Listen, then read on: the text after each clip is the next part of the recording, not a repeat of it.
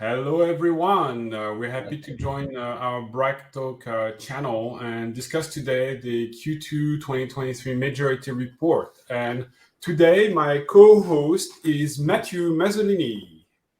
Hi, everyone. Hey, Matthieu. Hi, Matthieu is a guy that actually is crunching big data in our data lakes and making the data speak whenever we can. And we have a lot of data. We'll see about this. Before we dive into it, like really quick intro, we don't want to pester you with a lot of housekeeping or whatever and tell you what the product is about. It's really about the report itself. And later on, at the end of the talk, if you want, we will be discussing around how we gather the data, how the software is working so that you can forge yourself an opinion, right? So without further ado, let's dive into the report. Where does those data come from? Just macro perspective. I swear there won't be any other slide about it for now. We have a large network spanning 180 countries, most autonomous system and IP ranges. How many IP ranges in the AS system have we got in store, Matthieu? Almost 3,000 AS. 3,000 AS. So autonomous system, you are gathering a lot of IP ranges. So it spans really a vast part of the internet IPv4 and IPv6 space. We have north of 200,000 machines reporting to something a little under 70,000 different security engines. So it gives us a visibility at a macro scale. And the report is all about like what we found at that scale, about crowdsourcing this information. Maybe Matthieu, a forward about what is the Majority Report? Yeah, so talking maybe first about the origin of the name. Most of you, I guess, made the link with the 2002 movie, Minority Report. And at CrowdSec, most folks like this movie. And if you remember correctly, there is a pre-crime unit in the movie, which foresees crime before they ever happen. And the name Minority here comes from the fact that one reporter foresaw differently from the other, I think, Philippe. Yeah, absolutely. But we wanted to show that we don't want the view from one of the crowd. We want the view for the majority of the crowd. That's the reason we coined the report like this. Yeah, it's a bit of the opposite of the Minority Report. We ignore the minority and we focus on the majority. Because if you're the only one reporting a threat, you probably are trying to fool us into thinking that your neighbor is a problem. What we listen to is people that are saying, a lot of them saying ABCD is a threat, is carrying, I don't know, VPN attack, DDoS, whatever. And then this is more accurate for us because it's a majority speaking. And this report is about the majority of the majority, right? It's a meta view of what's been reported over a quarter entirely. So it excludes a lot of the data points that would be out of the curve. Maybe for a start, we will start, Matthieu, with this graph about where the signals and what type of signals we are getting from what type of instances, right? Yeah. So here we first, before looking at the threat, we looked at our sensors on the internet. So those sensors are called the security engine, and they are running constantly on various amounts of cloud operators. So you mentioned a large amount of IP engines in the intro, and these are on the table. You see like the most represented autonomous system, and which they are deployed actively and currently. And so, as you can see, most of them are in large Western cloud operators, mostly France, US, Germany, but also Japan, Netherlands. And for me, what's really important is so to see that you have a large cover in different on the internet, but also in terms of infrastructure you run on. So on the pie chart on the right, you see that mostly are Debian based, but we also have some deployment on FreeBSD and other Linux distribution, but also container-based and Windows, which is maybe a small share right now, but it was developed afterwards, and we're bringing more and more scenarios and attack vector detection into it. Yeah, and also there are just simply less Windows Server exposed over the internet than there are Linux or BSD-based systems, because this is what CrowdSec is about. It's about listening to public IP addresses, addressing a public workload on the cloud, container, whatever, and trying to defend it against the aggressions. So Windows is offering Internet Information Server, eventually mail servers, Samba and terminal server. Very few people would expose their Samba directly over the internet willingly. But yeah, so all in all, we find out it's more or less the distribution that we will find out over the internet. You see a lot of French, US, Germany, and so on. It's not that actually France is overrepresented. I think US is the country sending the most signals to date, right? Yeah, we'll see it. We'll see it after. We'll see it after. All right. So thank you for that.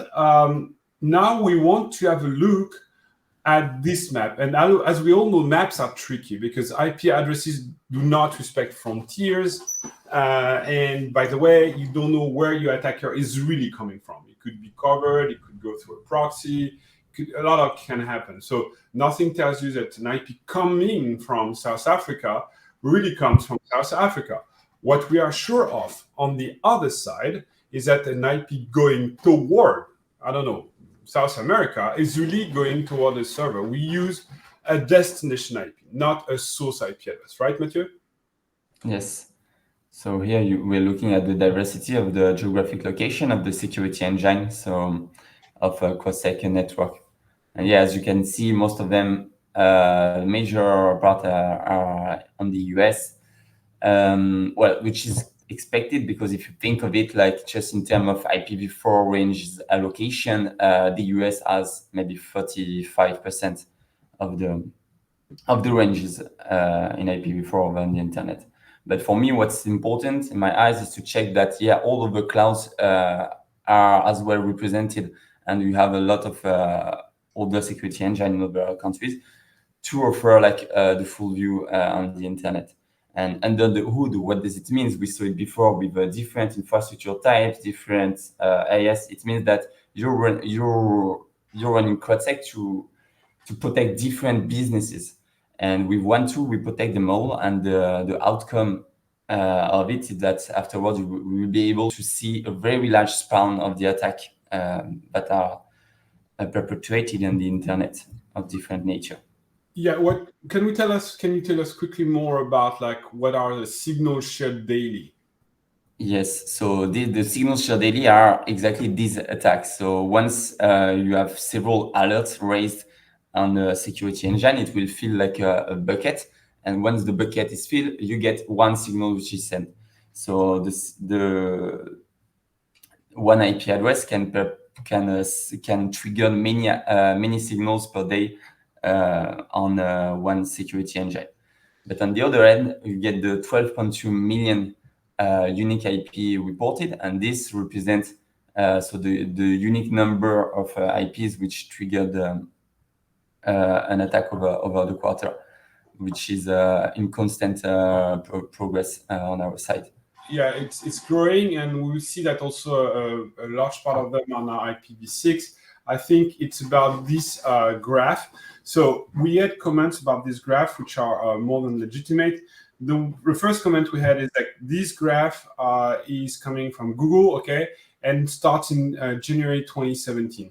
When I was a student in my university, I was told that IPv6 would come. And as you can see on screen, I'm not a student anymore. Those times are long past, and I'm now 28 years older, sorry. So 28 years before, they were telling us IPv6 is coming, it's a big thing, don't miss on that. And 20 years after, it was like, yeah, when is it coming already? Because, we don't really see it. But now with IPv6 coming to fruition, namely through the 5G network and the new gateways that are deployed, the boxes from the operators and so on, and the shortage of IPv4, obviously, we see a constant rise in IPv6. This graph from Google spans from January 2017 to nowadays. And we see that over the course of 6-7 years, it rose from 15% to roughly 45%, right? So it's 3 times more. Now, what we see on the network side is really interesting because our graph here spans from 2022 basically October, and here it spans until now, July 2023, right? So the period of time here is way shorter. We speak about 9 months, right? As opposed to the 7 years of the previous graph. In 9 months, we saw a growth from 10% of IP addresses reported as being aggressive coming from the IPv6 space to peaks above 35% and on average around 20-25%. It's enormous. It means the growth of this specific segment of IP addresses in our databases has been above 100% in 9 months, okay, as compared to 3x over the course of 7 years. So the pace is different. What we see is that they are scanning, they are having campaign in IPv6. We see here, for example, this bump or that bump or that bump. They look like campaigns run by groups over a fairly consistent period of time, something around 1 month, right? And it's probably a massive scan. As we all know, the IPv6 space is super wide, way bigger than the IPv4. So you would need more time to scan it properly, even though you would aggregate results and so on. I mean, the techniques are slightly different because of the nature of IPv6, but nevertheless, it would take you a longer time. You could expect to scan the whole internet v4 space in something like hours. You cannot possibly think the same with IPv6. And a month seems consistent with a large scanning campaign. What it tells us is that some groups, one or many, we don't know, are getting ready for IPv6 layer-based attacks, right? So they are mapping the IPv6 space, hunting, tracking prey to be able to actually jump on the weaker people here. The thing is, maybe not everyone is ready. Maybe not everything is properly configured because IPv6 is still fairly new in terms of use cases. So guys, tighten everything. They are coming on the IPv6 layer. So if you had postponed a project around those lines, now might be a good time to do a serious review of your security because they will do it otherwise for free, but not for free. All right. Another thing we are very fascinated is this VPN Legend. And I call it a legend because, okay, if you want to mask your IP address, there are several ways of doing it, right? They hate using their own IP addresses because they could be pinpointed on the map and, FBI loves breadcrumbs.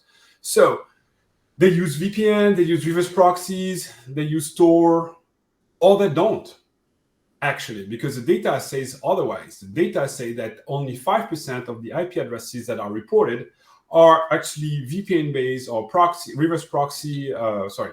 residential proxies IP addresses.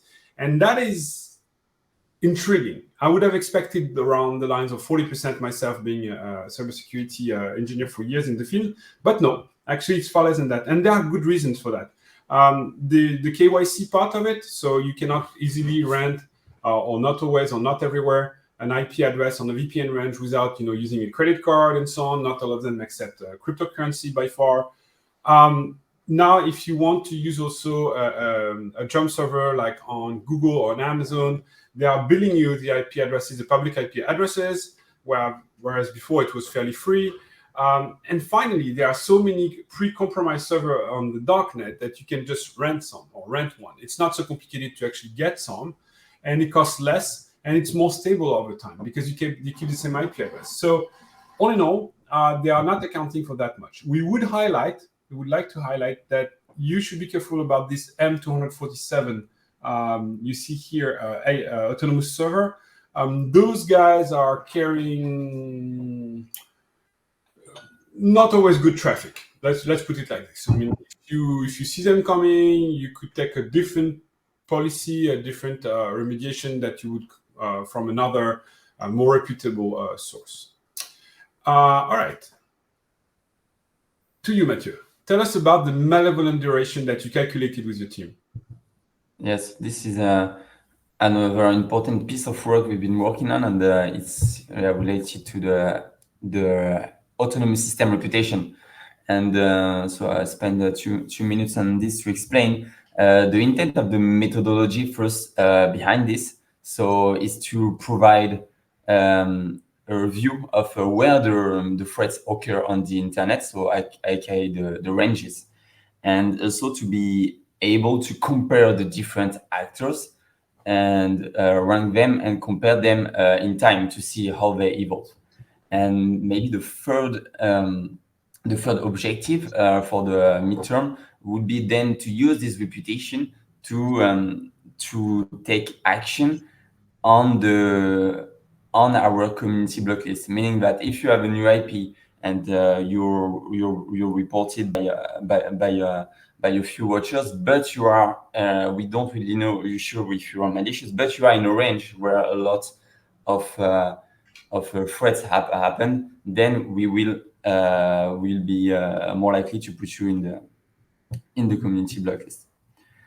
So on this table, maybe the first metric to look at is the number of IP flagged by our security engine network. You can see this on the right bar and the blue one on the right. So it's interesting, and it's expected to see that Amazon owning a large amount of public IP addresses would rank among the top ones, for example. But to better account for this one, the solution we found was to look at the malevolent duration, which we compute in days. So we take all the IP reported, we define the number of days they're active, and we average it over the IS, and this gives you the left bar on the chart, so which is the red one. And here you can see that despite having the largest amount of IP reported, Amazon is doing fairly great because they have a really low MD, malevolent duration. But if you go down the chart, you will see that it's not the case for every IS here. Yeah, there is something to it that is very important. They do the housekeeping, right? So Amazon, ChinaNet, and a certain number of other like Uninet and so on, when the machine gets compromised, after 2.5 days, it's cleaned. Either you clean it yourself or you just remove from the network purely and simply. So they do their housekeeping properly.